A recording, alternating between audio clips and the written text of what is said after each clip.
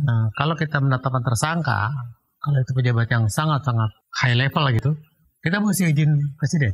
Bukan untuk minta Izin. persetujuan, bukan. Pemberitahuan. Karena sudah tersangka. Dia tolak pun kita tetap tangkap. Ada beberapa pejabat tinggi yang harus, ketua MK, kita harus memberitahu. Supaya kalau tidak ke gejolak, itu negara sudah siap.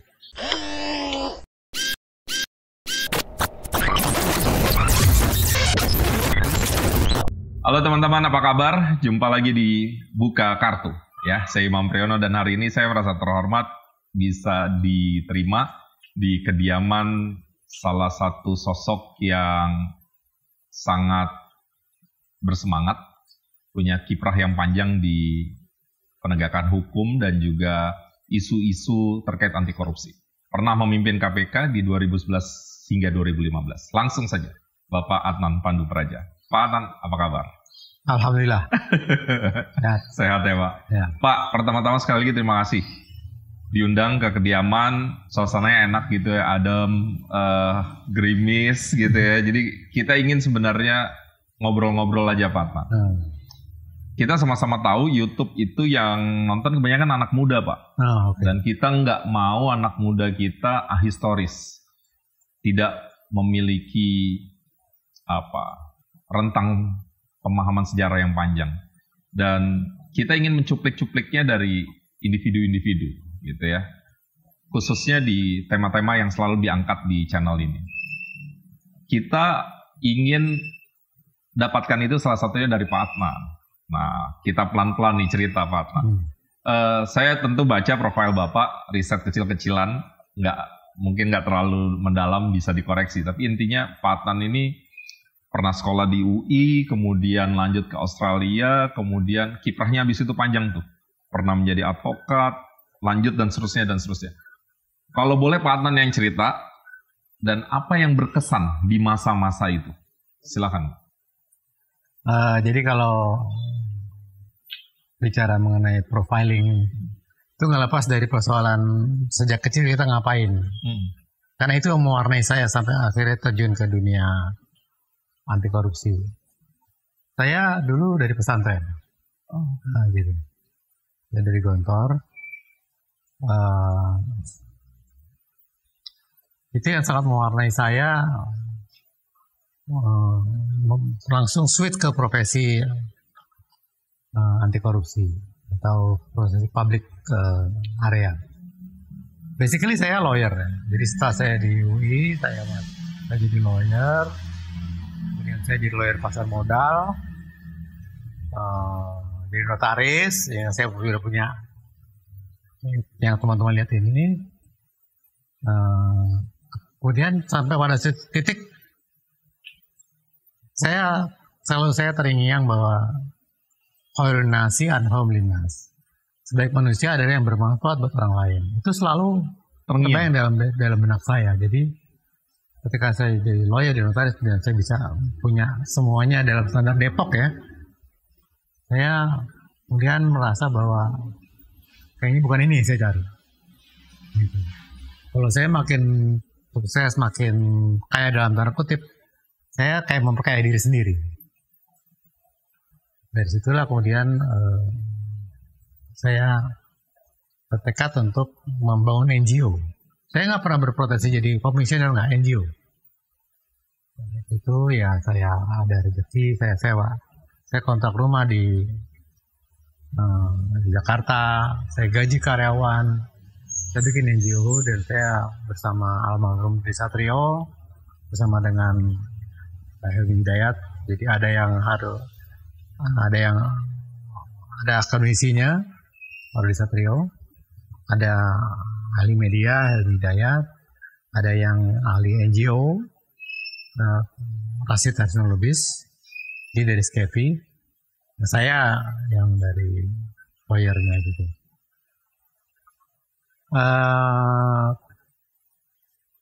Semangatnya bikin NGO.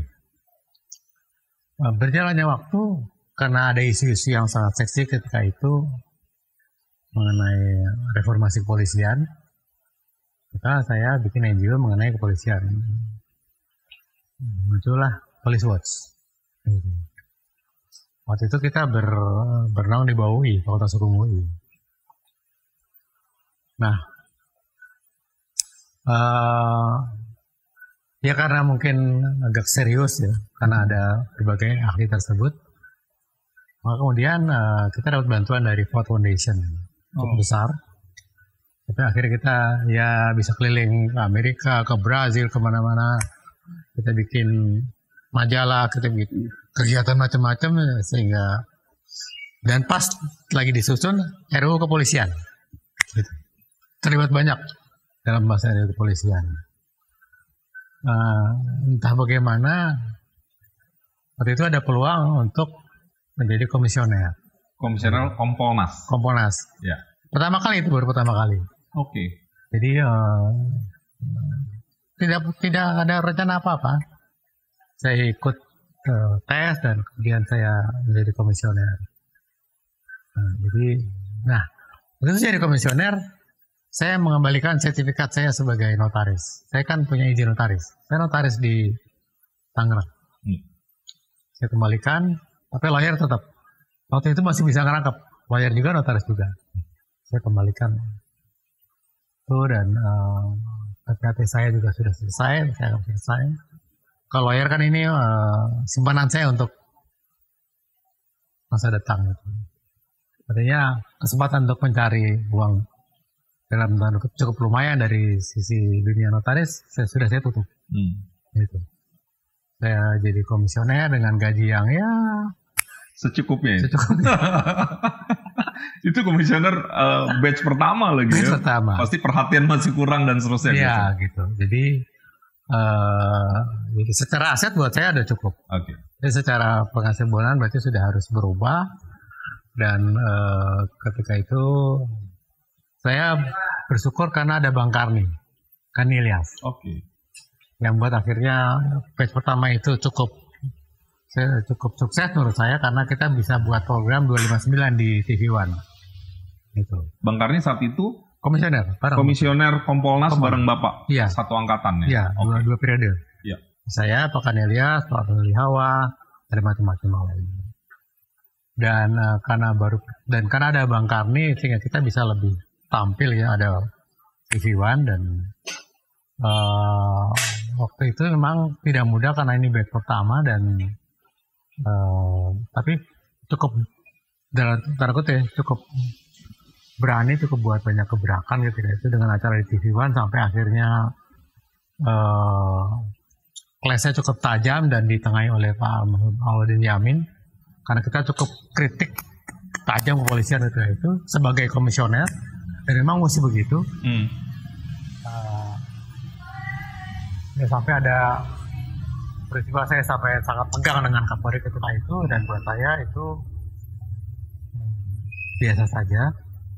Dan karena itu ketua Kompolnasnya adalah Menko Polkam yang sangat berintegritas. Saya dibela sama yang bersangkutan waktu Pak Joko zaman Pak SBY ya. Joko Susanto, mantan Panglima TNI, mantan KSL Panglima TNI, dan dia megah banget gitu, sehingga menurut saya ketika itu kita cukup eksis. Sebelumnya Pak Widodo AS. Eksistensi Kompolnas ketika itu diwujudkan lewat keberanian kita untuk mengkritisi kinerja Polri. Dan memang fungsinya itu korupsi? Bukan. Kinerja Polri. Ketika itu kan kita buat forum mempertemukan antara korban dan penyidik. Itu mungkin saya nggak tahu akan bisa kapan lagi itu. Hanya akan ada kalau presidennya mendukung. Ketua Kompolnasnya mendukung. Karena gimana presidennya? Saya merasakan sekali ketika itu Pak SBY sangat mendukung, dan Menko Polkamnya juga seperti itu, dan sehingga akhirnya kita eksis ketika itu. Sampai akhirnya tegang dan ditengahi oleh mantan Kapolri. Mantan Menteri kan Pak Awaludin Yamin kan sangat punya karisma di kalangan, sehingga sampai dijembatani dan selesai. Sampai akhirnya kita diperpanjang dalam 2 periode gitu. Buat saya ketika itu sangat berprestasi ya. Menurut ukuran ketika itu ya.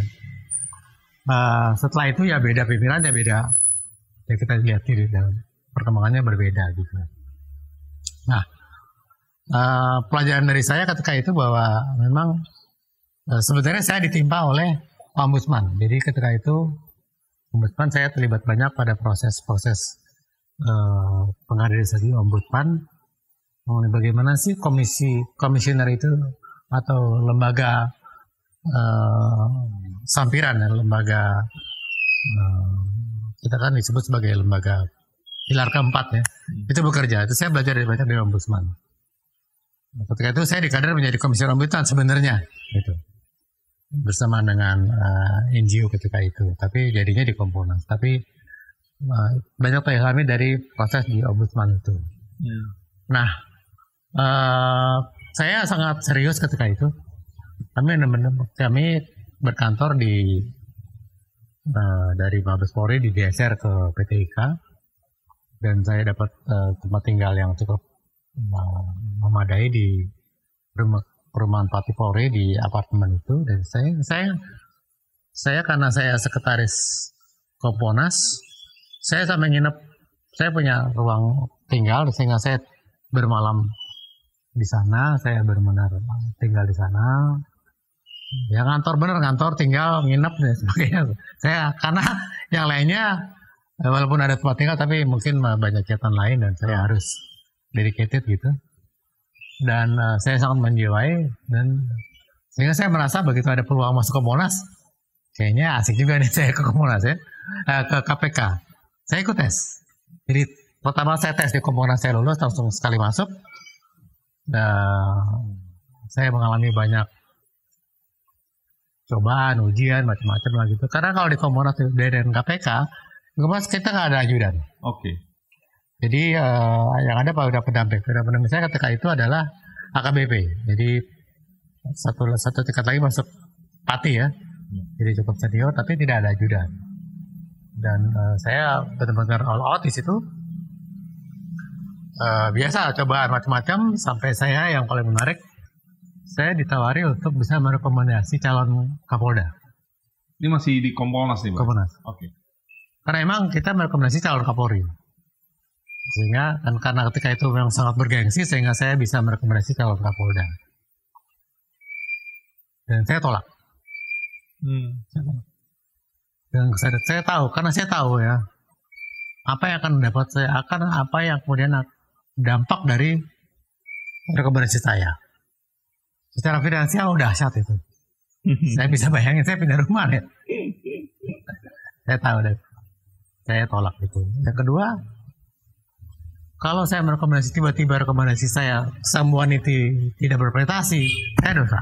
Saya merasa berdosa karena saya rekomendasi pribadi calon Kapolda. Dan saya bisa merekomendasi calon misalnya Kaltim lah, Jatim lah, Sumut lah. Ketika itu kan masih sangat bisa lah ya. Saya tuh untuk jadi artinya bahwa biasanya ada madu ada racun gitu ya. Saya pernah merasakan semuanya dan saya hadapi semua, dan ketika itu berdampak dengan kaitan dengan madu saya tolak. Kaitan dengan racun saya alamin. Ya saya nggak bisa di sini lah karena sangat heroik gitu loh. Ancamannya sangat, menurut saya ancamannya lebih dahsyat di KPK. Oke. Ketika itu. Nah sebelum masuk KPK Pak, saya potong sedikit.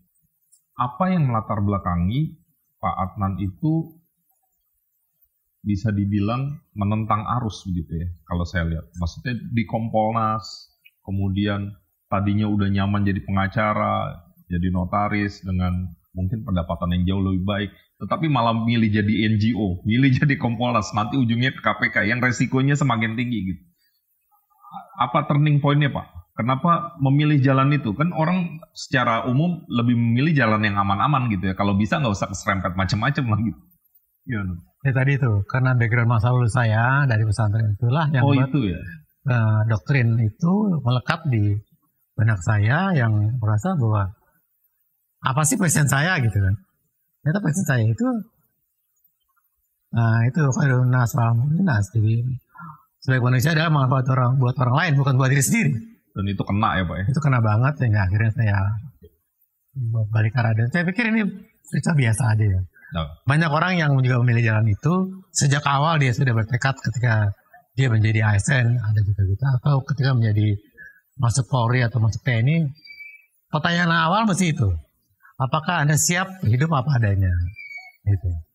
Itu yang mesti dimiliki oleh seseorang yang masuk menjadi pegawai negeri. ASN kah, Polri kah, TNI kah, siapapun, hakim kah, dia mesti siap dengan pertanyaan itu. Gitu. Sebaliknya, dan ini surprise, kalau kemudian dia tidak siap dan memilih, karena ada dua wilayah ya, ada mata air, ada air mata. Kalau dia carinya posisi mata air, saya rasa dia salah milih. Saya alami ketika saya di Komponas, saya membuat kuesioner kepada waktu itu saya sempat bertemu dengan cara Akpol. Kebanyakan pengen masuk di lantas. Kaget kan saya. Wah, karena apa? Ya karena pengen cepat wilayah-wilayah mata air, bukan air mata. Saya pikir mestinya itu ditanyakan ketika dia mau jadi Akpol atau jadi Akmil atau apapun. Itu jangan begitu. Gitu. Saya kaget, tapi ya gimana di dalam gitu. Jadi kembali pada publik, hendaknya dia siap untuk hidup apa adanya ketika itu. Tidak untuk mencari mata air. Ya. Itu berarti kalau yang seperti itu saya bisa yakin kalau seandainya ini someday dia akan kena OTT. Saya yakin itu. Tunggu waktu. Tunggu waktu. Dan saya nggak yakin dia berakhir dengan husnul khotimah. Ada cerita menarik. Okay.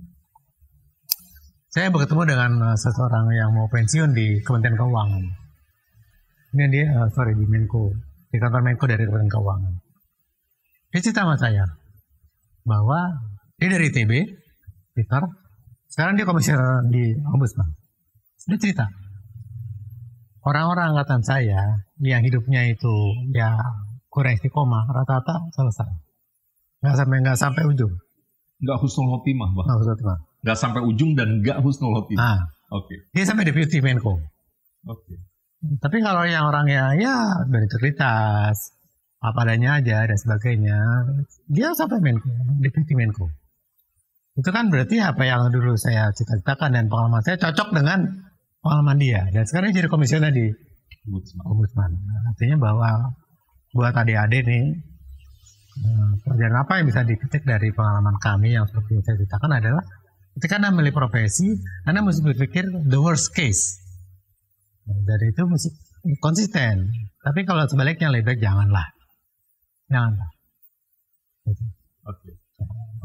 Pak, sekarang masuk ke KPK. Kenapa KPK? Karena KPK seingat memori saya, sebatas memori saya, pada masa Bapak itu salah satu dalam tanda petik yang cukup gaduh, kalau tidak bisa dibilang paling gaduh. Karena di situ kan ada kasus-kasus besar, Pak. Ada cicak buaya 1-2 kalau saya nggak salah. Kemudian dalam tanda petik kriminalisasi terhadap para pimpinan KPK. Jadi seru banget itu ya. Jadi pertanyaannya mohon dijawab dari pertama, setelah Kompolnas kenapa pilihnya KPK? Ke tempat yang lebih rumit lagi, tantangannya lebih ekstrim lagi. Silakan, Pak. Jadi mungkin juga kebetulan ya, pas di akhir periode itu ada tes masuk KPK. Nah, tuh.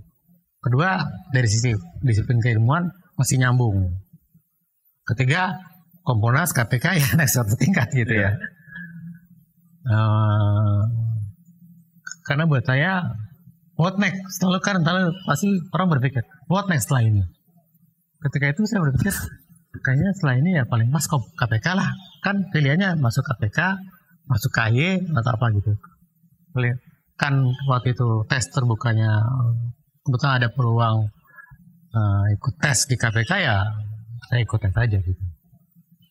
Dan ya saya merasa punya modal karena dari Kompolnas, hukum, dan kan di KPK itu kan penyidiknya polisi, ya. Gitu. Polisi bagian dari wilayah pengawasan Kompolnas, jadi masih related secara profesi, secara keilmuan, secara pengalaman. Nah, kebetulan pas di periode akhir saya menjabat, ada peluang untuk tes masuk KPK. Jadi menurut saya semuanya saya nggak tahu ya apakah kebetulan atau apa, saya nggak tahu. Tapi pas berakhir di Kompolnas, pas KPK, jadi itu tipis-tipis saja gitu. Nggak ada masa di mana saya mesti lebih cepat pensiun dari Kompolnas, enggak juga, pas. Jadi 6 tahun, 4 tahun. Tapi nggak khawatir dengan tantangan di KPK, Pak, waktu mendaftar? Nggak terbayang tuh, wah ini bakal gaduh, bakal ribut, bakal segala macam. Jadi memang saya sudah menyiapkan mental, mental itu. Ya kan semua orang punya. Kalau kita belajar dari keberhasilan Jenderal Sudirman, itu dia punya 3 keris. Keris beneran, pusaka yang dipakai ketika dia mau dibom, dia tancap keris ke tanah, nggak kelihatan nama pembomnya. Dia dikelilingi sama ajudannya dan kemudian dia selamat karena nggak kelihatan di mata pembomnya. Keris yang kedua, dia selalu sholat tepat waktu. Keris ketiga, dia selalu puasa Senin Kamis. Senin Kamis puasa. Jadi mungkin saya mengikuti keris yang ketiga itu ya, kira-kira. Jadi saya pakai itu sebagai cara saya untuk memperkuat niat dan segala macamnya. Saya pegang itu. Mungkin saya lebih dari Senin Kamis ya. Gitu. Saya pegang itu, dan ketika saya di Kompolnas kok saya santai-santai aja tuh. Gitu loh, nggak ada sesuatu yang ngeri-ngeri sedap kayak KPK, nggak ada itu. Sehingga buat saya masih oke nih gitu kan. Walaupun ketika itu saya mengalami situasi yang teror yang maha dahsyat gitu, karena nggak ada ajudan di Kompolnas itu. Kompolnas. Gitu. Boleh diceritakan Pak, terornya terhadap fisik atau apa Pak? Dia diancam. Tapi yang ngancam jenderalnya bintangnya jajar gitu ceritanya. Oh iya, oke. Bisa bayangin dong. Oke. Gitu. Sampai saya harus mengeskalasi Mas. Lapor ke Ketua Kompolnas, Menko Polkam, dan Menko Polkam bilang nggak ada masalah. Kita buat surat ke Presiden. Buat surat ke Presiden atas peristiwa itu. Artinya bahwa ini sudah bicara yang sangat serius, sampai akhirnya buat surat ke Presiden. Supaya kita ada backup apa yang kita lakukan sesuai dengan tupoksi, tidak ada yang melanggar. Kalau ada apa-apa ya sudah negara yang ambil alih tanggung jawab ini. Sampai seserius itu kan. Gitu. Nah, tapi saya pun harus koordinasi dengan banyak pihak, termasuk teman-teman di TNI untuk backup saya. Teman-teman TNI ya, kan anak saya di SMA 39 di Kopassus. Itu anak-anak perwira TNI di situ, jadi saya harus minta backup juga, dan oke lah gitu.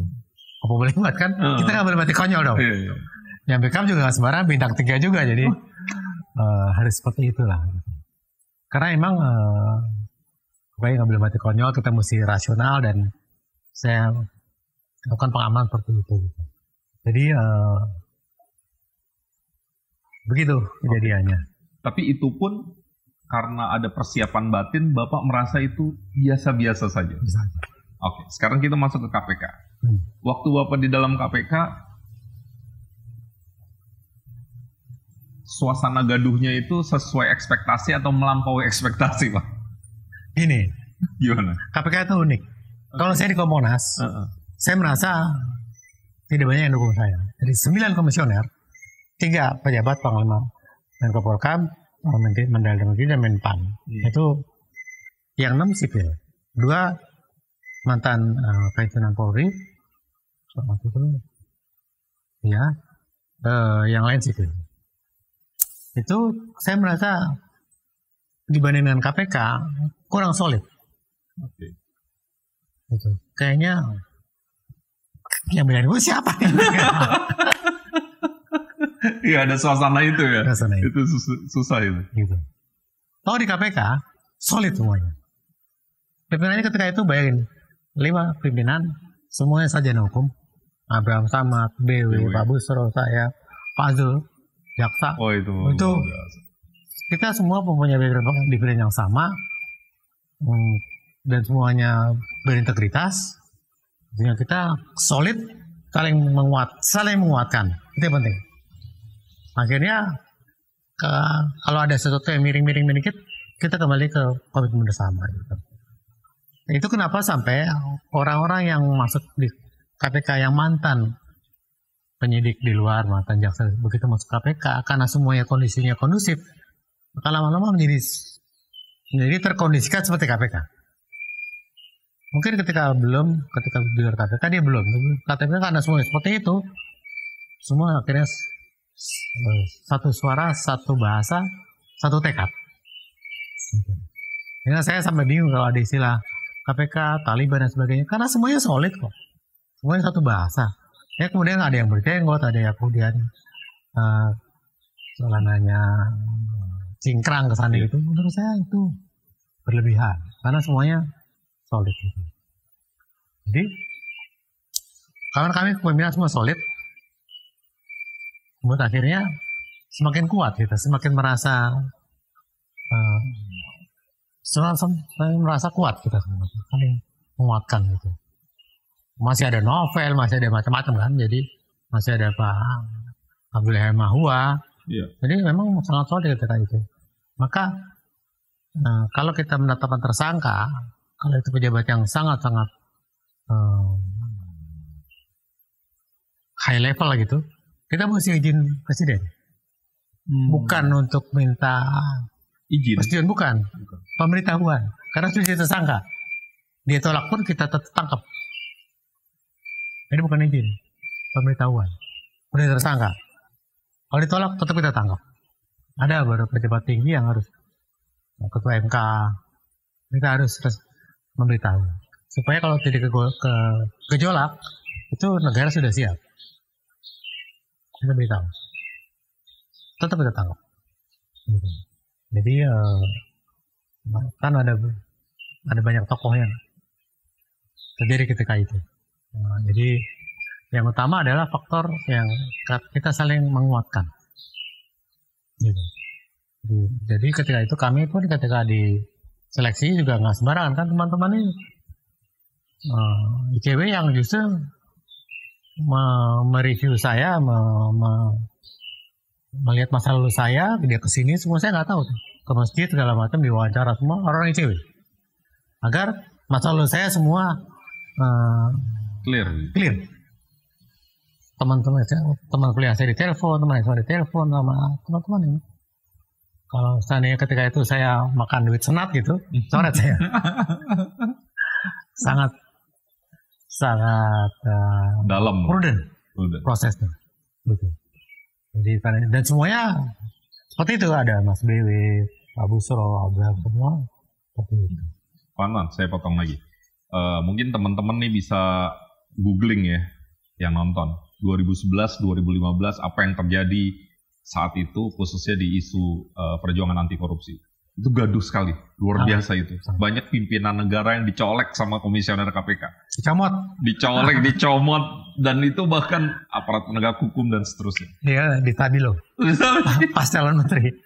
Itu Pak, ini kan Bapak udah lewat ya, udah selesai masa pengabdian di sana. Itu waktu itu yang terbayang apa Pak? Itu kan ini obrolan warung kopi Pak. Ada juga yang bilang, wah itu KPK masa itu tuh nekat banget itu. Semua dipukul, akhirnya semua nyerbu balik gitu. Semua fight back gitu ke KPK. Kalau boleh diceritain sedikit Pak, dibocorin sedikit, itu di benak pimpinan saat itu apa Pak? Kenapa nekat gitu semuanya dicomot? Sebenarnya sih menurut saya kita kembali kepada sumpah ya. Kita ketika itu kan kita bersumpah demi Allah gitu kan. Dan semuanya itu komit dengan sumpah jabatannya. Maka yang terbayang hanya kalau kami melanggar sumpah ya kita berarti berdosa. Gitu.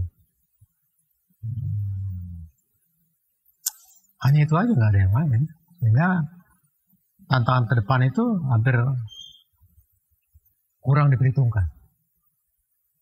Nah, buat kita biasa aja. Jadi nothing tulus Pak ya? Nggak ada. Kasarnya nggak ada takutnya gitu ya? Nggak ada takut. Biasa aja. Kita udah bersumpah, ya udah jalan aja. Gimana nggak ya gini loh. Kami selalu membuat orang, kami selalu mengencourage, meyakinkan, membangkitkan semangat orang untuk harus bisa melawan korupsi. Maka kita selalu mengatakan bahwa negara ini tidak akan pernah merdeka kalau nggak ada orang-orang yang berani berkorban untuk negara. Nah, kita membawa suasana publik ketika itu seperti ketika zaman kemerdekaan. Mari kita berjuang. Nah, kita lawan penjajah. Selalu semuanya begitu. Mas BW, Abraham, semua ngomong seperti itu. Karena itu selalu diomongkan, berarti kan kita seolah merasakan seperti itu semuanya. Maka ketika ada gaduh-gaduh, ya biasa aja gitu loh. Karena itu sudah bagian dari, udah embedded, sudah internal. Nah, jadi ya bayangin kalau Anda selalu ngomong seperti itu. Kan itu bagian dari diri kita dong, nggak mungkin kemudian ngomong beda, kelakuan beda. Betul. Apa gitu ya? Kategori apa gitu loh? Manusia macam apa seperti itu? Kita nggak ketemu ngomong di mana-mana, di mahasiswa, di berbagai pertemuan kita selalu memakai semangatnya. Apalagi kalau mendengar bagaimana Abraham ngomong, BW ngomong, wah gitu kan. Kita seperti itu ketika itu. Juga kepada teman-teman di KPK juga sampai ya pokoknya bahasa-bahasa heroik banget gitu. Iya. Karena Abraham kan muda kan, gitu kan. Jadi kalau kita lagi di KPK lagi konsolidasi di ruang besar itu, saya selalu bangkitkan itu. Pak, kan karena kita lama ya melihat sepak terjang KPK, kan kita sedikit banyak publik nih tahu kalau mau ada penetapan tersangka kan harus gelar perkara di level pimpinan gitu ya. Kan Bapak tadi sampaikan di masa Bapak tuh solid, saling mendukung dan seterusnya. Pertanyaannya, mana kasus yang paling berkesan? Mana ada nggak sih terjadi gontok-gontokan di antara pimpinan pada fase pengambilan keputusan dan biasanya bagaimana menyelesaikannya atau mengambil keputusannya? Di kami itu ada yang idealnya semua satu suara. Tapi kalau harus terjadi berbeda pendapat, ya akhirnya mayoritas. Tapi sangat jarang, sangat jarang. Jadi seperti itu. Jadi kalau memang ada pendapat kita ya lobby dan sebagainya gitu. Tapi masing-masing punya pendirian. Jadi 5 orang itu masing-masing punya independensi dan tapi juga ada toleransi gitu. Dissenting juga ada gitu. Ya seperti majelis hakim pada umumnya gitu. Tapi semua mempunyai integritas yang sama, satu nafas gitu. Mana yang paling berkesan Pak? Ya yang paling belakangan lah. itu termasuk yang paling berat itu Pak? Sangat berat. Karena ujungnya tersangka kan? Tersangka kemudian BW sama Abraham. Pak BW, Pak Abraham. Iya. Ya. Itu berat Pak. Itu klimaks. Bukan hanya buat individu, tapi buat KPK secara keseluruhan, buat bangsa secara keseluruhan. Sejak itu. Tapi waktu mau menangani kasus itu terbayang akan sedramatis itu nggak? Enggak. Kenapa enggak? Karena kami sudah mengalami Joko Susilo. Jadi karena ada cicak buaya 1, merasa punya pengalaman, di cicak buaya 2 harusnya ada memprediksi ini bisa under control. Iya. Ternyata luar biasa. Luar biasa. Dan kami bertemu presiden berkali-kali bertemu presiden. Untuk menunjukkan bahwa kami udah seperti ini. Ternyata beda presiden.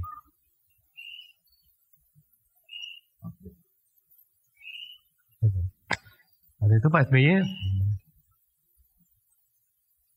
jadi ya sudah faktanya begitu, sudah terima aja. Oke. Dan semasa Bapak di KPK pernah kena fitnah juga ya Pak? Misalnya dianggap menerima aliran dana. Waduh. Ya, ya karena Allah punya masih melindungi kami aja karena kami selamat. Itu aja. Nah, kita udah langsung lemes, loyo, dan akhirnya semuanya udah nggak bisa apa-apa. Saya mau masuk ke sini, Pak.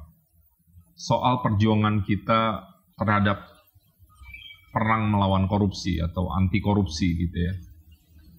Ini kan ya orang bisa punya sudut pandang ya, tetapi ada juga yang menilai ini sekarang. Sebenarnya saya mau cerita sedikit. Silakan. Jadi ketika saya masuk KPK, kami sudah kebayang bahwa akan ada heboh. Tapi yang paling penting di rumah. Oh. Anak saya itu minta kode etik KPK. Oh ya? Jadi saya punya anak pertama itu yang Pak lihat kode etik.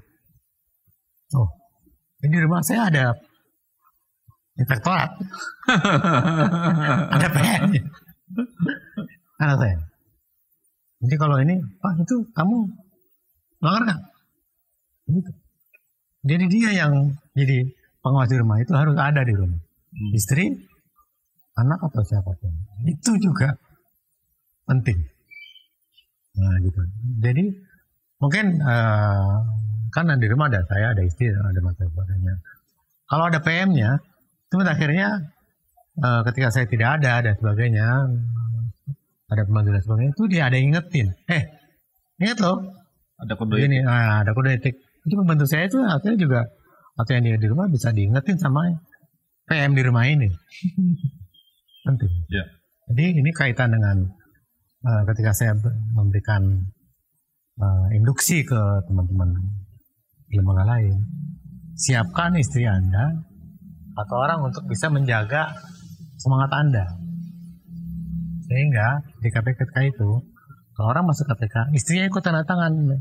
Jadi istrinya, jadi kita menerima karyawan baru, istrinya ikut tanda tangan fakta integritas itu.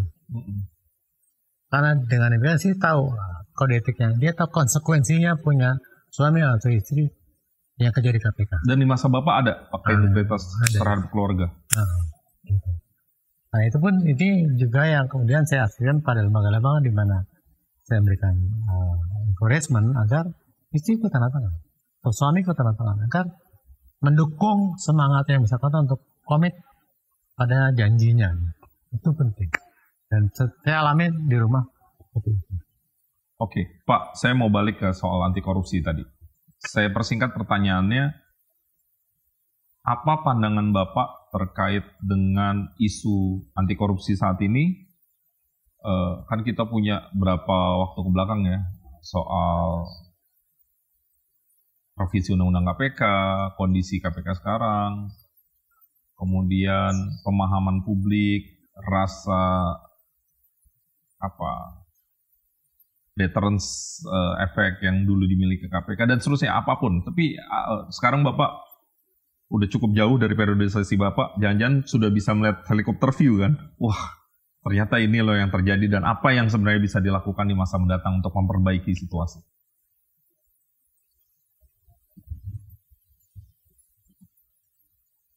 Apa yang saya disampaikan mengenai perbedaan leadership antara di negara ini, itulah sebenarnya root cause-nya. Sehingga akhirnya muncul undang-undang revisi undang-undang KPK. Pada saya di KPK sudah ada draft untuk melakukan upaya dalam tanda kutip melemahkan kewenangan KPK. Ya. Sudah masuk di saya. Ya. Dan itu yang datang ke kami adalah sendiri, didampingi oleh enggak ada. Jadi kalau saya tarik dari kita sampai sekarang ya nggak jauh-jauh lah, gitu, nggak jauh-jauh. Maka ternyata kan dulu kan begitu nggak jadi, karena menurut saya ini benar kehendak presiden. Iya, oke, kami ingin ketemu presiden. Jadi akhirnya gagal. Nah, begitu kejadian seperti ini, ya udah benar dulu saya udah ngalamin ini gitu loh. Gitu. Udah ngalamin dan kejadiannya sekarang. Jagoan. Apa yang bisa mengembalikan spirit itu, drive itu? Apa yang bisa kita Saya lakukan? rasa selalu aja sistem mulai jelek. Kalau orangnya bagus, maka pasti akan bagus outputnya. Gitu. Oke. Jadi menurut saya ini udah seperti ini undang-undangnya, ini sistem kan, udah nggak bisa diapa-apain. Tapi kalau leadership, national leadershipnya itu baik, saya kok yakin akan kembali. Saya yakin.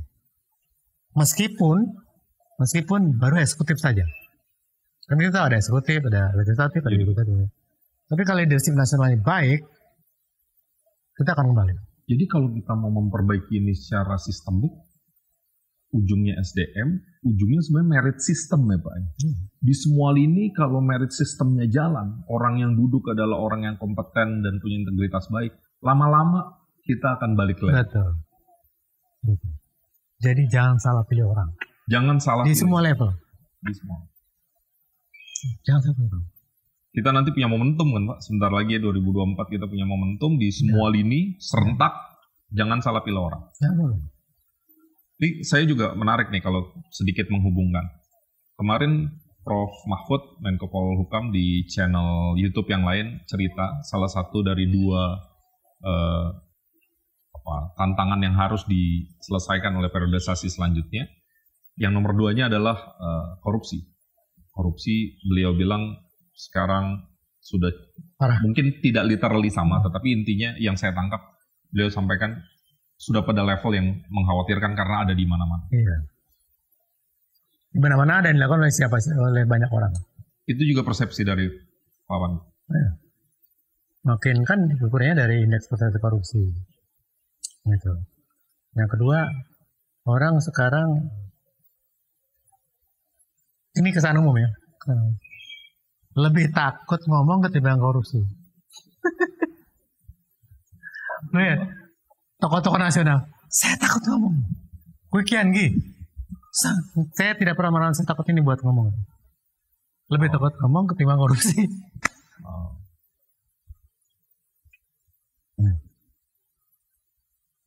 Kayaknya ini pentingnya acara kayak gini nih Pak. Biar anak-anak muda tahu betapa pentingnya sejarah. Ya. Kita pernah mengalami masa yang relatif lebih baik. Kita pernah mengalami masa yang tidak terlalu baik. Tetapi kalau mau menjadi baik, bukan tidak mungkin. Salah satu caranya kita semua bisa berpartisipasi dengan memilih orang-orang baik duduk di posisi yang tepat. Gitu ya. Cara memilih itu juga jangan sampai kita memilih dengan cara yang subhat atau kita terima sesuatu tapi kita pengen milih begitu juga dong. Sejak awal ketika kita punya niat, ya sudah jangan terima apapun, maka ketika milih pun masih satu jalan ini. Jangan sampai kita terima juga tapi milihnya nggak cocok dong. Jadi niat itu perlu diimplementasikan di dalam perkataan dan perbuatan. Oke.